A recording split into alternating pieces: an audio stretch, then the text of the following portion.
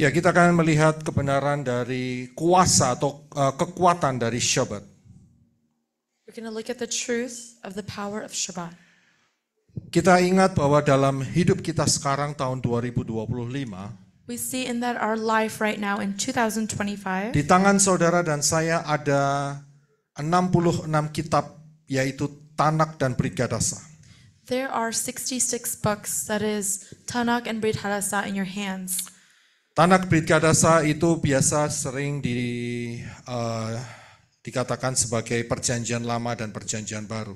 Tanakh and Brit Hadasa are typically referred to as the Old Testament and the New Testament. Dan di dalamnya itu banyak ayat. And there are many verses in there. Dan ayat-ayat itu terserak dari Kejadian sampai Wahyu. And those verses are spread out from Genesis to Revelation. Dan ayat-ayat itu menceritakan sejak masa penciptaan sorga, Shamayim, And those verses talk about the creation of Shemaim sampai di Yerusalem yang baru. until the New Jerusalem. Cuman kita harus minta pimpinan Ruah Yahweh Elohim We need the guidance of Holy untuk Spirit menata ayat-ayat itu to organize those verses sehingga menjadi satu kesatuan yang luar biasa. so that it becomes in one unity. Saudara pernah tahu yang namanya permainan puzzle? Do you know what a puzzle is? Banyak potongan-potongan dan itu harus dijadikan satu. There are many pieces in a puzzle that needs to be Seperti united. itulah ayat-ayat di dalam firman Elohim. Just like those, the word. Nah, karena itu kita kembali ke akar pola Ibrani So that we can go back to the Hebrew roots untuk dapat mengenal rahasia Elohim yang lebih dalam. to understand the word in such a deeper way. Di huruf Ibrani ada 22 huruf. In Hebrew, there are 22 letters. Ya, kalau di dalam bahasa internasional Indonesia Inggris ada sekitar 20 berapa? 6 ya. 26 huruf. In English, there's 26. Tapi dalam Hebrew hanya 22 huruf. In Hebrew, there's basicnya. only 22. Dan huruf-huruf Ibrani ini juga mempunyai gambar, yaitu yang namanya piktograf. The Hebrew letters have pictographs. Dan setiap gambar ini akan bercerita sesuatu. Each pictograph will talk about something. Ini adalah bahasa ancient daripada Hebrew.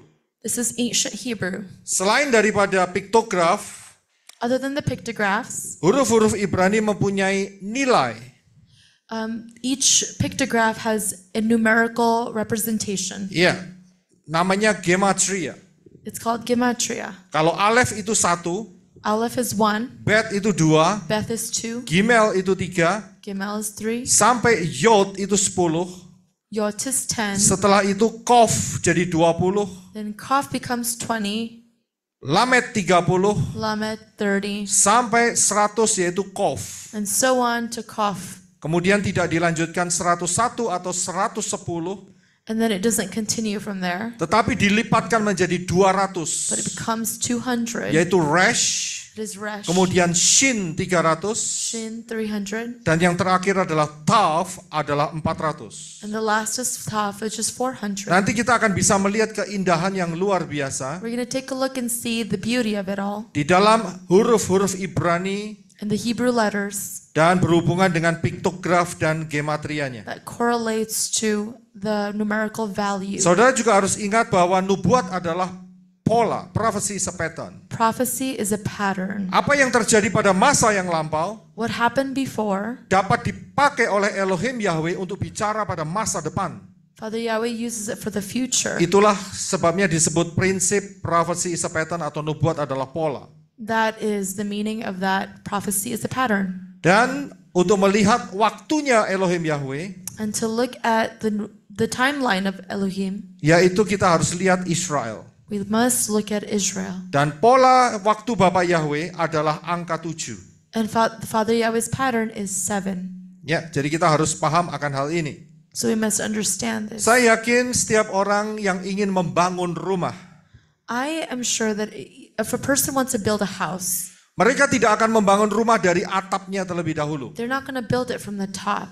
atau dari temboknya terlebih dahulu. or even from the walls. Tapi semua akan membangun dari fondasi terlebih dahulu. But everyone will build their house on a foundation. Gak ada orang yang bangun rumah dari atapnya dulu baru fondasi. They will not build their house from top and then the foundation. Orang kalau mau bikin rumah yang diperhatikan adalah kekuatan fondasinya. If a person wants to build a house, it depends on the foundation of that Kalau house. fondasinya tidak kuat, If the foundation is not strong, rumah itu akan retak dan roboh. that house will be broken and fall. Tapi kalau fondasi rumah itu kuat, But if that house is strong, seberapapun yang dibangun di atasnya akan tetap berdiri. no matter what you build on top of it, it will still stand. Jadi kalau selama ini fondasi pengertian kita dalam daftar Elohim salah, So if our foundation of the word is wrong, maka kita harus bongkar sampai di fondasinya. so then that's why we must take it up, even destroy the foundation of it. Kita harus bongkar, kita harus ganti fondasinya. We must change the foundation. Kalau tidak, nanti akan roboh juga. If not, it will also fall. Kita harus memperhatikan yang satu ini. So we must pay attention to this. Pada saat Elohim Yahweh menciptakan, merenovasi bumi ini, When memanage bumi ini, When Father Yahweh managed and renovated this earth, Elohim Yahweh menggunakan satuan waktu yang telah ditetapkan. Elohim Yahweh, He created a certain time frame that was Yang telah made ditetapkan. permanent. Kita akan baca di dalam Kejadian atau Genesis atau Bereshit 1 ayat 5 dan Kejadian 2 ayat yang kedua. Silakan brother. Bahasa Inggrisnya enggak apa-apa, saudara yang bahasa Indonesia buka kitab suci sendiri ya. Kejadian 1 ayat 5 dan Kejadian 2 ayat 2. Genesis 1, verse 5. Elohim called the light day, and the darkness he called night. So the evening, the morning were the first day. Genesis 2, verse 2 and 3. And on the seventh day, Elohim ended his work which he had done, and he rested on the seventh day from all his work which he had done. Kalau kita lihat di dalam Kejadian 1 dan Kejadian 2, When we looked at verse 1 and 2, Elohim Yahweh setiap tindakannya tidak keluar dari satuan waktu. Elohim Yahweh did not come out from a certain time frame. Ada first day, second day, ada hari pertama, hari kedua, hari ketiga, sampai hari yang ketujuh. It came in a sequence. There's a first, second, all the way to 7. Jadi Elohim Yahweh menetapkan satu satuan waktu untuk bumi ini. So He set a certain sequence for time Ya, on dan this ini earth. merupakan satu fondasi. And so this is the foundation. Dan Elohim Yahweh tidak menetapkan sampai 8, 9, 10, 11 hari. Tidak. So He didn't put out the 8th, 9th, or 10th day. Dia menetapkan mulai hari pertama sampai hari yang ketujuh. He went from the first day to the 7th. Dan setelah itu kembali lagi hari pertama sampai hari yang ketujuh. And then it came back again from the first and the 7th. Dan inilah yang kita tahu yaitu dalam satu minggu. And we know this as the week, Ya, di dalam satu minggu. in a week. Nah, dalam satu minggu ini berarti hari pertama adalah hari Minggu. In a week, which means that Sunday is the first day. Dan hari yang ketujuh adalah hari Sabtu atau Syabat. And 7th day is a Saturday, which is Shabbat. Jadi Syabat adalah hari yang ketujuh. 7th day Nah, is Sabat inilah, Shabbat. fondasi inilah yang merupakan fondasi daripada pengertian daftar Elohim. This is the foundation of the understanding of the word of Elohim. Rumah yang saudara bangun, yaitu rumah spiritual saudara, fondasinya harus Syabat. The house that you build, the foundation must be Shabbat. Ya, karena ini ditetapkan oleh Elohim Yahweh. Because this is what Father Yahweh has framed for Nanti us. saudara akan mengerti mengapa fondasinya harus Syabat. And then you will understand later why the foundation must be Shabbat. Kita akan lihat langkah-langkah berikutnya. We will see the next steps. Ada yang disebut sebagai Sabat mingguan. Some people say it's weekly Shabbat. Ya, Sabat mingguan. Kita tahu Sabat mingguan itu dalam satu minggu, hari yang ketujuh adalah hari yang Syabat, hari Syabat. We know that on the 7th day is a Shabbat. Jadi bukan hari pertama atau sampai hari ke-6, tapi hari yang ketujuh adalah Syabat. Not the first or the 6th day, it's the 7th. Itu adalah Sabat mingguan. It is weekly Shabbat. Selain Syabat mingguan, Other than- ada juga yang disebut sebagai Sabat tahunan. Other than weekly Shabbat, there's also called yearly Shabbat. Tapi untuk tahunan, itu cycle-nya harus 7 tahun. But for the years, it must be every 7 years. Ya, dan Sabat tahunan ini terkoneksi dengan tanah. And every 7 years, it talks about the land. Ya, karena tanah itu harus punya Sabat. It has a connection to the land because the land must have Shabbat. Tanah itu juga harus istirahat.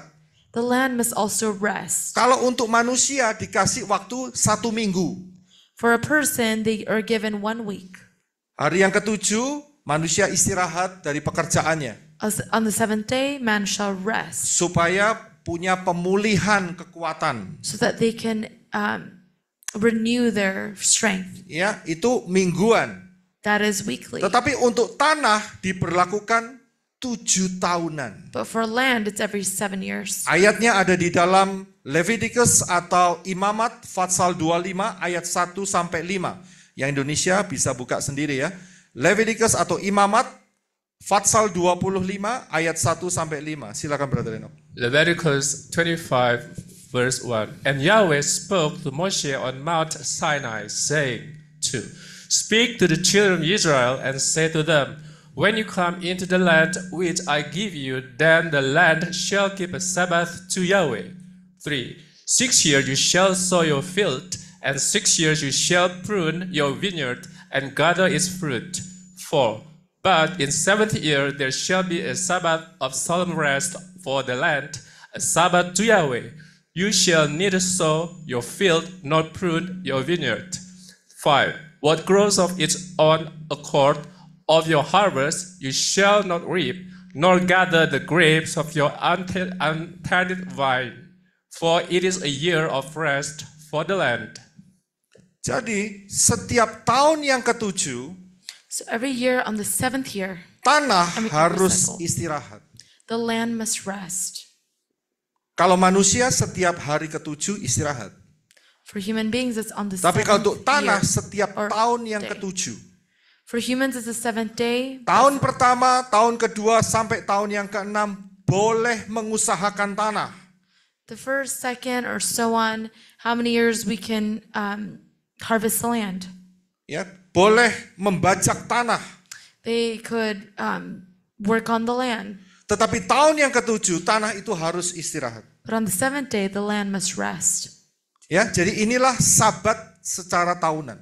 So this is a sabbatical year. Dan putarannya adalah setiap 7 tahun sekali. And it's every 7 years. Nah, Syabat ini juga tertulis di dalam Ten Commandments atau 10 perintah Elohim.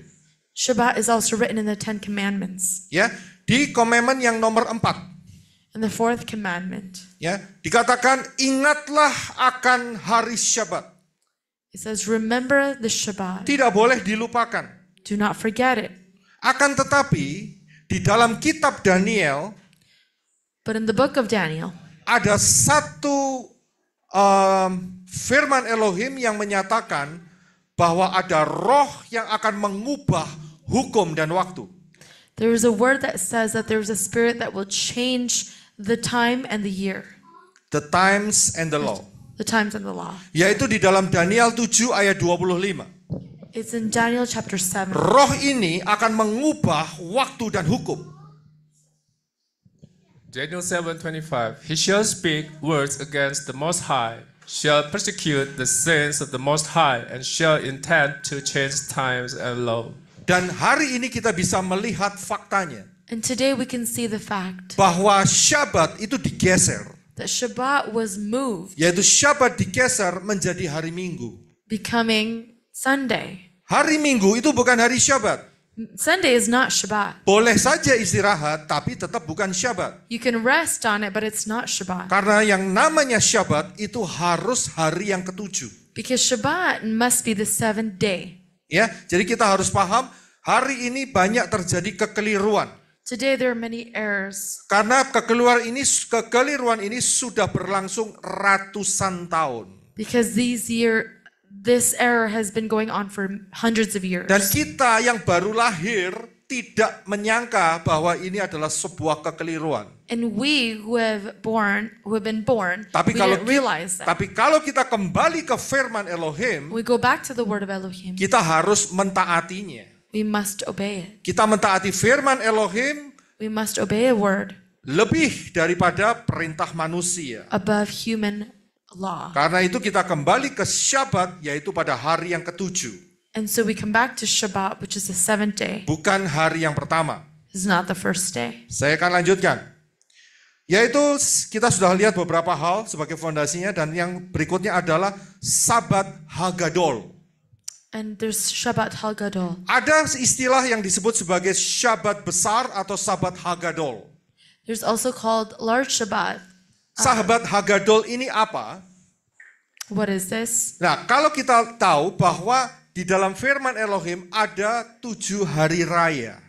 In the word of Elohim, there are 7 feasts. Ada 7 hari raya, yaitu hari raya Pesach, roti tak beragi, buah sulung, Pentakos, trompet, the Atonement atau Yom Kippur, kemudian Tabernakel. There are 7 feasts. Ya, ada 7 feast. Dan setiap 7 feast ini tidak selalu jatuhnya hari Sabtu. And every time these feasts are celebrated, it doesn't always fall on Saturday. Bisa saja jatuhnya hari Senin, Rabu, atau hari-hari yang lain. It can fall on a Monday, Wednesday, or other days. Nah, kapanpun dia jatuh di hari itu, maka hari itu adalah Sabat Gadol. If that celebration falls on that day, then it's called Shabbat Gadol. Saya beri satu contoh. I'll give you an example. Saudara lihat bahwa Sukkot atau perayaan trompet tabernakel ya, tahun 2024 itu jatuhnya hari Kamis. Sukkot of 2024, it fell on a Thursday. Sukkot itu adalah perayaan yang ketujuh. Sukkot is the 7th feast. Tapi untuk tahun 2024 jatuhnya hari Kamis. But on the year 2024, it fell on a Thursday, Bukan hari Sabtu. not on a Saturday. Walaupun dia jatuh hari Kamis, Even though it fell on a Thursday, hari itu disebut Syabat. that day is called Shabbat. Bukan hanya Sabtu, tapi hari Kamis karena berketepatan dengan perayaan Sukkot. Not just Saturday, but it's also Shabbat. Ya, jadi ini adalah makna daripada Sabat besar, Sabat Gadol. Contoh yang ada dalam firman Tuhan yaitu dalam Yohanes 19 ayat 31. Another example is John chapter 19. John 19:31. Therefore, because it was a preparation day, that the body should not remain on the cross on Sabbath, for that Sabbath was a high day, the Jews asked Pilate that their legs might be broken and that they might be taken away. Ya. Yang dimaksud Sabat yang saat Yeshua disalibkan itu adalah Sabat Gadol. What it means by when the Shabbat that when Yeshua was crucified was Shabbat Gadol. Dan jatuhnya saat itu bukan pada hari Sabtu. And at that time, it wasn't Saturday. Ya, jadi kita paham mengenai Sabat Gadol.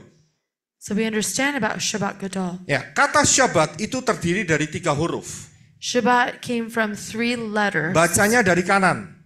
Reading from the right side. Shin, Beth, and Tav. Shin, Bet, and Tav. Bacanya dari kanan.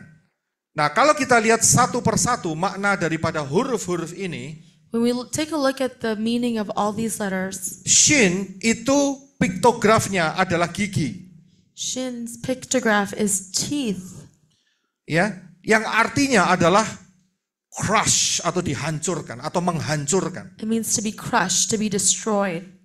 Beth itu adalah tenda atau rumah. Beth means a tent or a house. Dan juga bisa diartikan sebagai tubuh. And it could also mean a body. Sedangkan Tav itu adalah 2 ranting yang bersilang. Tav is two chains that are crossing each other. Ya, 2 sticks 2 sticks, yang bersilang. Jadi membentuk seperti salib.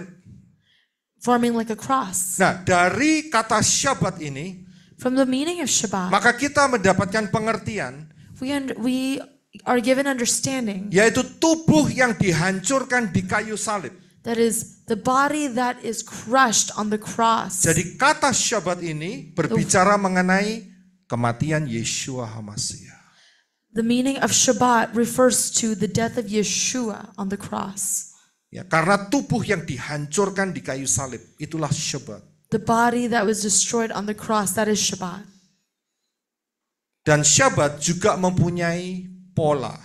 Shabbat also has a pattern. Ya, polanya ada di mana? Kita akan lihat. And where's the pattern? We will see. Syabat itu adalah hari ketujuh. Shabbat is the seventh day. Karena itu hurufnya adalah huruf Zayin. The letter is Zayin. Ya, huruf Zayin, huruf ketujuh dari abjad Ibrani, Is the seventh letter in the Hebrew letters. itu mempunyai makna adalah manusia yang dimahkotai. It says a man that has been crowned.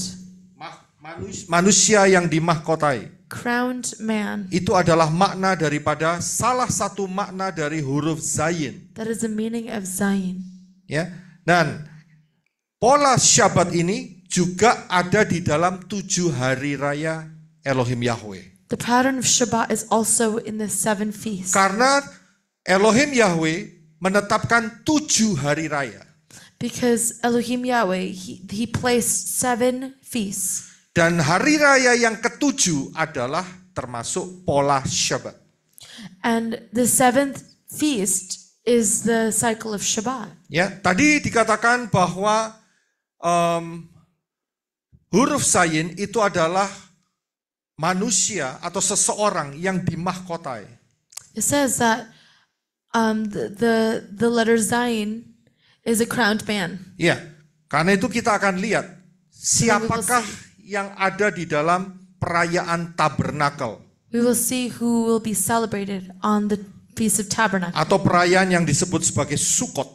or Sukkot. Yaitu kita lihat di dalam Matius 2 ayat 1 dan 2. We're going to take a look in Matthew 2. Matthew 2 verse 1. Now after Yeshua was born in Bethlehem of Judea in the days of Herod the king, behold, wise men from the east came to Jerusalem too, saying, Where is he who has been born king of the Jews? For we have seen his stars in the east and have come to worship him. Seorang raja, dia akan dimahkotai. A king's head will be crowned. Walaupun dia masih bayi, Even though he's a baby, Yeshua sudah disebut sebagai raja. Yeshua was already called a king. Ya, karena dikatakan oleh para Majus, di mana raja orang Yahudi yang dilahirkan itu? Because it says, but the Magi asked, where is the king? King of the Jew. King of the Jews. Yang dilahirkan. Aku mau menyembah dia. Jadi He said- Yeshua walaupun bayi, dia adalah raja. Even though Yeshua was a baby, he was the king. Karena itu Yeshua lahirnya pada saat perayaan tabernakel atau Sukkot. That is why Yeshua was born on Feast of Tabernacles, also called Sukkot. Nah, perayaan tabernakel atau Sukkot itu jatuhnya tanggal 15 Tisri. And Sukkot falls on the 15th of Tisri. Kalau kita konversikan dari kalender Ibrani menuju kalender Gregorian, If we convert between the Hebrew calendar and the Gregorian calendar, maka 15 Tisri itu sekitar akhir September atau awal Oktober. 15 Tisri is the end of September and the beginning of October. Jadi disitulah juru selamat dunia ini dilahirkan. It is at that time when the Savior of the world was born. Tidak di bulan-bulan yang lain. It wasn't born in any other month. Tetapi hanya di bulan Tisri, yaitu sekitar akhir September, awal Oktober. It had to be on Tisri, which is the end of September, beginning of October. Ya, jadi kelahiran Yeshua itu bukan bulan Desember. The birth of Yeshua could not be December. Ya, ini jadi kita dapat mengerti akan hal ini. Pattern Sabat itu juga mempunyai penggenapan secara mikro. The pattern of Shabbat also has a micro fulfillment. Ya, micro fulfillment dari Shabbat pattern of Shabbat. Yaitu pada saat kematian Yeshua sampai kebangkitannya. That is from the death of Yeshua until he's risen. Yeshua tidak mati hari Jumat. Yeshua did not die on Friday. Tapi Yeshua matinya hari Rabu sore. He died on Wednesday night. Sekitar jam 3 sore, Around 3 o'clock. dia mati dan 72 jam kemudian dia bangkit. Then 72 hours later, he was risen. Karena untuk memenuhi nubuatan yaitu di dalam Matius 12 ayat 40. This is to fulfill in Matthew. Matthew 12:40. For as Jonah was 3 days and 3 nights in the belly of the great fish, so will the Son of Man be 3 days and 3 nights, 72 hours in the heart of the earth. Jadi 3 days in 3 nights, 3 hari atau 3 malam itu sama dengan 72 jam. 30 days and 3 nights, the same thing as 72 hours. Kalau Yeshua matinya hari Rabu jam 3 sore, If Yeshua died on Wednesday, 3 maka p.m., Yeshua akan bangkit pada hari Sabtu Syabat jam 3 sore. therefore Yeshua will rise on Saturday. 3 Banyak p.m. orang berpikir Yeshua bangkitnya hari Minggu. People think that he was risen on Sunday. Itu satu pemikiran yang keliru. It's a wrong thought. Karena pada hari Minggu baru ketahuan dia sudah bangkit karena kuburnya sudah terbuka. On Sunday, it says that the tomb has been opened, which is why they think that he was risen on Sunday. Jadi Yeshua tidak bangkit hari Minggu. Yeshua was not risen on Sunday. Yeshua bangkit hari Syabat. He was risen on Shabbat. Ya, bukan satu kebetulan berarti Syabat itu bicara mengenai Resurrection Day. It's not a coincidence. That means Shabbat is talking about the resurrection day. Jadi Syabat adalah hari kebangkitan. Shabbat is a resurrection day. Ya. Nah, tadi kita belajar bahwa angka 7 huruf Zayin itu berkaitan dengan mahkota. We learned earlier that the number 7, Zayin, is talking about a crown. Ya, yaitu raja di atas segala raja. That is a king above all kings. Kita akan buka ayatnya yaitu di dalam Wahyu 19. Inilah raja di atas segala raja yang dimahkotai. We're going to open in Revelation 19. Revelation 19:11. Now I saw heaven opened, and behold, a white horse, and he who sat on him was called Faithful and True, and in righteousness he judges and makes war. 12. His eyes were like a flame of fire, and on his head were many crowns. He had a name written that no one knew except himself. 13. He was clothed with a robe dipped in blood, and his name is called the Word of God. 14. And the armies in heaven, clothed in fine linen, white and clean, followed him on white horses. 15. Now out of his mouth goes a sharp sword, that with it he should strike the nations, and he himself will rule them with a rod of iron. He himself treads the winepress for the fierceness and wrath of Almighty God. 16. And he has on his robe and on his thigh a name written, King of Kings and Lord of Lords. Ya, inilah penggenapan daripada huruf Zayin yang kedua. And this is the fulfillment of the number 7, Zayin. Zayin yang pertama saat kelahiran Yesua. The first Zayin was when the birth of Yeshua. Pada saat itu Yesua yang masih bayi tetap dipanggil sebagai raja orang Yahudi. At that time, Yeshua was a baby, yet he was still called the King of the Jews. Sedangkan Zayin di dalam Wahyu 19 The Zayin in Revelation 19 adalah Yesua yang akan datang dan memerintah dalam kerajaan 1000 tahun. is Yeshua who will come and who will reign 1,000 years. Dan pada saat dia datang, dia mempunyai banyak mahkota di kepalanya. And then at that time when he comes, he will have many crowns on his head. Bukan satu kebetulan, tapi ini satu pattern daripada Syabat. It's not a coincidence, but it's a pattern of Shabbat. Jadi pada saat perayaan tabernakel So at the celebration of tabernacles atau Sukkot, or Sukkot, disitulah gambaran mengenai kerajaan 1000 tahun. it talks about the 1,000-year kingdom. Yaitu Yeshua memerintah sebagai raja di atas bumi selama 1000 tahun. That is Yeshua who will reign above the earth for 1,000 years. Dan inilah merupakan penggenapan secara makro. And it's talking about a macro fulfillment. Yaitu milenial, Syabat milenial. That is Shabbat millennial. Atau Syabat milenium, itu bahasa Indonesianya. Ya. Jadi kita bisa melihat dari pola daripada Syabat ini itu luas sekali. We can see the pattern of Shabbat is expanded. Nah, kita akan coba melihat dari 7 hari raya ini, pattern of Shabbat melalui 7 hari raya Elohim Yahweh. We're going to take a look at the 7 patterns of Shabbat. Yang pertama adalah di dalam 7 hari raya itu yang dilakukan hari raya yang pertama adalah Pesach.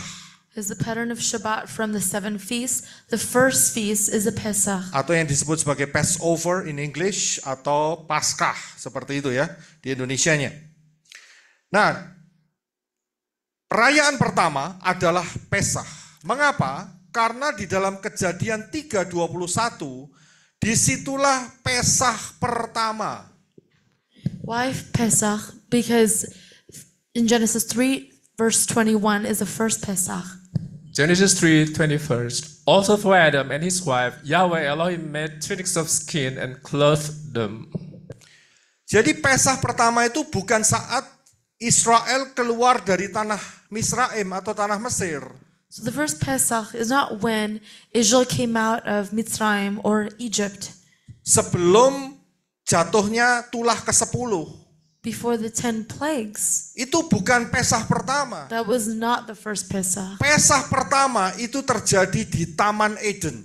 The first Pesach was in the Garden of Eden. Karena disitulah Elohim Yahweh menyembelih domba. It is there where the Elohim Yahweh, he sacrificed a lamb. Dan kulitnya dipakaikan sebagai baju untuk manusia supaya menutupi ketelanjangannya.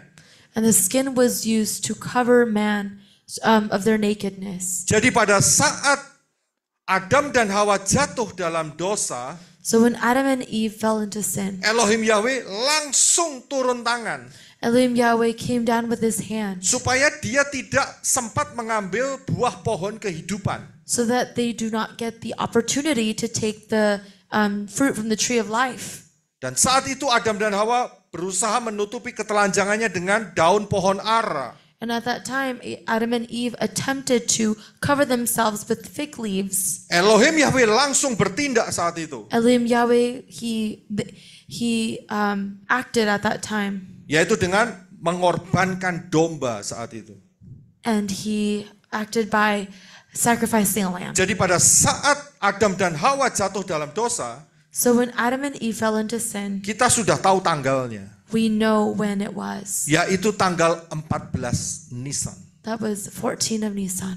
Ya, 14-nya karena Pesach itu harus dirayakan setiap tanggal 14 Nisan.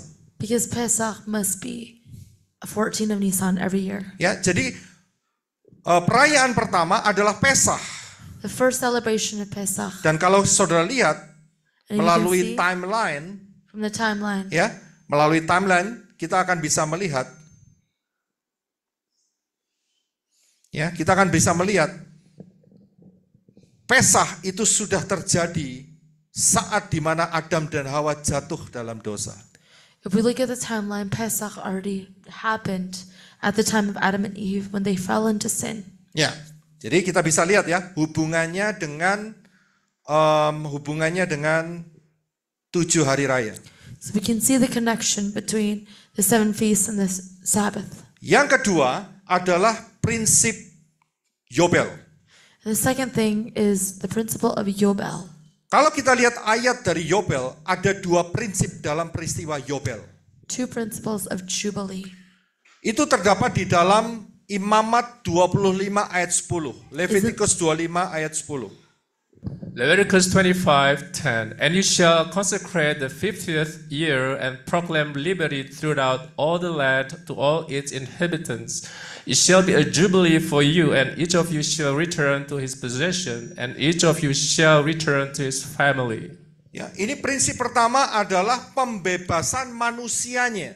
The first principle is talking about the release of the man. Ya, ini pembebasan untuk manusianya, itu prinsip Yobel yang pertama. It's talking about the freedom of a man is the first principle of Prinsip Jubilee. Yobel yang kedua adalah pembebasan tanahnya. The second principle is the release of the land. Ayatnya sama, cuman penekanannya yang berbeda. Yang pertama adalah proclaim liberty inhabitants.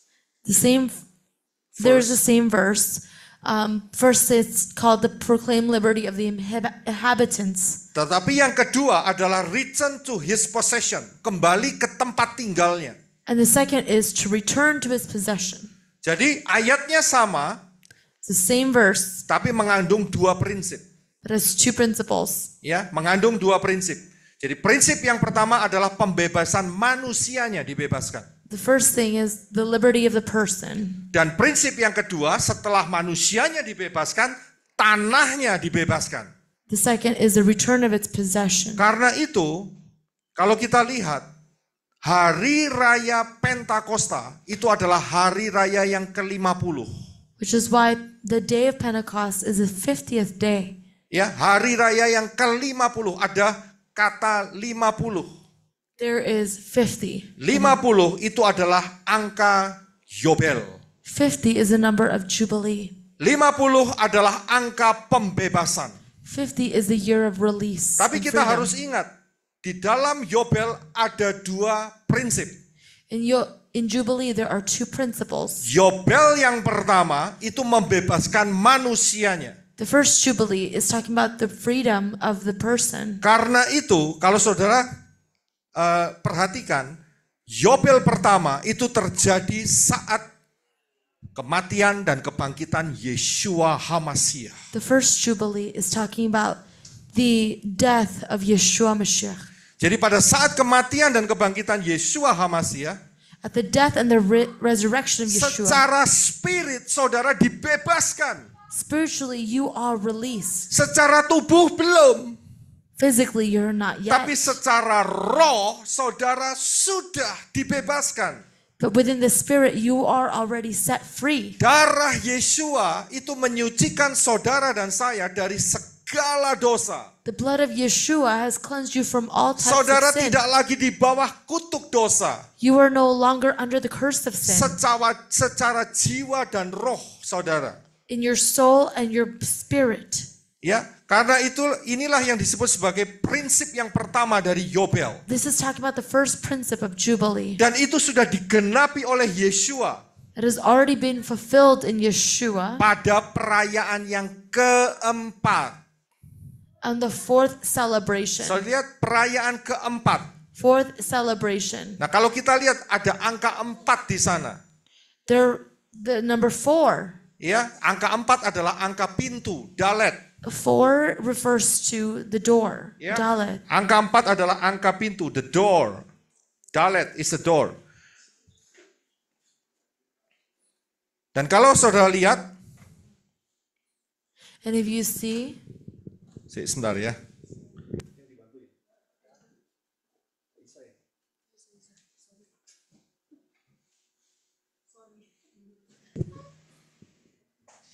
Ya, kalau saudara lihat, sejak kejatuhan Adam dan Hawa, if you see from the fall of Adam and Eve sampai kematian Yeshua HaMashiach, till the death of Yeshua, ada 4.000 tahun. there are 4,000 years. Dan ini bukan satu kebetulan. This is not a coincidence. Pembebasan itu adalah hari raya keempat yang ditetapkan Bapa Yahweh. That release is on the 4th day. Saudara bisa lihat urut-urutannya.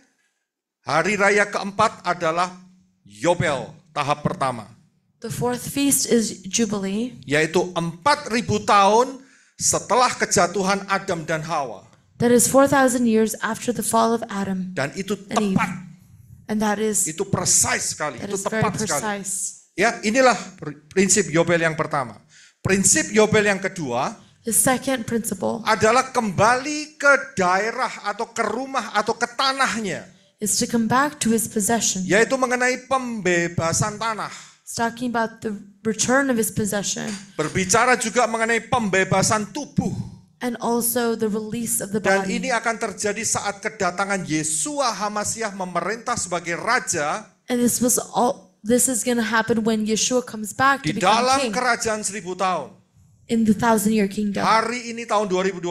Today is 2025. Tanah ini masih dikuasai setan. This land is controlled by Satan. Tapi nanti sebentar lagi, But later on, di dalam kerajaan 1000 tahun, in the 1,000-year kingdom, tanah ini akan dikuasai oleh Yeshua HaMashiach. this land will be will be reigned by Yeshua Mashiach. Inilah yang disebut sebagai Yobel yang kedua, This prinsip is talking Yobel yang about the kedua. second Yobel, Jubilee. Jadi kita bisa lihat, karena itu pada saat kita merayakan Shabbat, That's why when we celebrate Shabbat, setiap minggunya, ya, every week, setiap minggunya, maka kita harus ingat akan 5 hal. we must remember these 5 things. Yang pertama yaitu kelahiran Yeshua HaMashiach. That Itulah is Shabbat. the birth birth. of Yeshua.